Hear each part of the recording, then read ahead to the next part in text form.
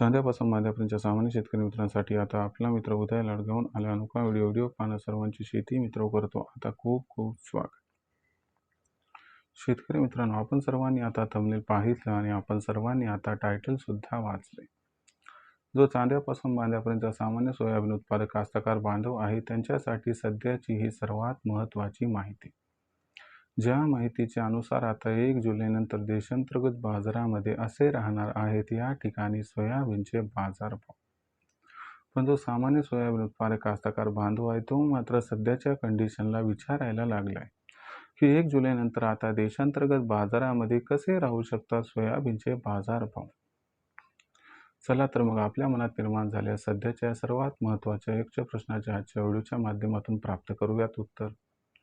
ज्यांना या प्रश्नाचं अचूक उत्तर जाणून घ्यायचं आहे त्या सर्वांनी हा व्हिडिओ आता सुरुवातीपासून शेवटपर्यंत पाहावा. जिथं व्हिडिओ पाहत असताना आपल्या सर्वांना व्हिडिओमधील माहिती मनापासून आवडल्यासारखी वाटेल तिथंच व्हिडिओला लाईक करा. जास्तीत जास्त कास्तकार बांधवांपर्यंत हा अत्यंत महत्त्वाचा व्हिडिओ पोहोचवण्यासाठी जरूर व्हिडिओला शेअर करा. चॅनलला ज्यांनी आतापर्यंत सबस्क्राईब नाही केलं त्यांना विनंती आहे की सबस्क्राईब करून जरूर नोटिफिकेशन बेलला ऑल करून घ्या. याच्यामुळे येणारा प्रत्येक व्हिडिओ आपल्याला मिळत राहतो आता या ठिकाणी सतत. जो चांद्यापासून बांध्यापर्यंतचा सामान्य कास्तकार बांधव आहे त्यांच्यासाठी सध्याची ही सर्वात महत्त्वाची माहिती. ज्या माहितीच्या अनुसार आता 1 जुलैनंतर देशांतर्गत बाजारामध्ये असे राहणार आहेत या ठिकाणी सोयाबीनचे बाजारभाव. पण 1 जुलैनंतर आता देशांतर्गत बाजारामध्ये कसे राहू शकतात सोयाबीनचे बाजारभाव. चला तर मग या सर्वात महत्त्वाच्या यक्ष प्रश्नाच्या आजच्या व्हिडिओच्या माध्यमातून या ठिकाणी प्राप्त करूयात उत्तर. जर आपण सर्वांनी बघितलं तर सध्याच्या कंडिशनला देशांतर्गत बाजारामध्ये सोयाबीनची दरपातळी कशी आहे. सध्याच्या कंडिशनला देशांतर्गत बाजारामध्ये आजही सोयाबीनचा जो दर आहे तो 6,500 रुपये प्रति क्विंटल पासून 7,000 रुपये प्रति क्विंटलच्या दरम्यान आहे. 1 जुलैनंतर जो सोयाबीनच्या बाजारभावात बदल होणार आहे तो काही मुख्य घडामोडीवरती अवलंबून आहे. त्या मुख्य घडामोडी कोणत्या ते प्रथम जाणून घेऊया. तर बघा मित्रांनो, सर्वात महत्त्वाची मुख्य घडामोड कोणती की आता येत्या 2 दिवसापासून आपल्या संपूर्ण राज्यभर जोरदार पाऊस दिसणार आहे. आता हा जो पाऊस आहे तो समाधानकारक होण्याची शक्यता आहे, ज्याच्यामुळं आपण बघू शकता की जो सोयाबीनचा उत्पादक बेल्ट आहे तिथं सोयाबीनची पेरणी बऱ्यापैकी सुरू होईल. थोडासा पाऊस लेट झाल्यामुळं थोडं मूग उडदाचं जे क्षेत्र आहे ते शिफ्ट होणार आहे सोयाबीनकडे. म्हणजे यंदाच्या वर्षी 2 ते 4% सोयाबीनची पेरणी वाढताना दिसू शकते. याच्यामुळे थोडंसं सायकोलॉजिकल इम्पॅक्ट सोयाबीनवरती होऊन सोयाबीनचं भविष्यात उत्पादन वाढू शकते. या अपेक्षेपोटी सोयाबीनचा जो दर आहे तो 1 जुलैनंतर थोडाफार दबावात येऊ शकतो. दुसरी महत्त्वाची गोष्ट की आजच्या घडीला जी सोयाबीनची आवक आहे ती दिवसागणिक कमी होत आहे आणि त्याचा थोडाफार आधार सोयाबीनच्या दराला मिळू शकतो.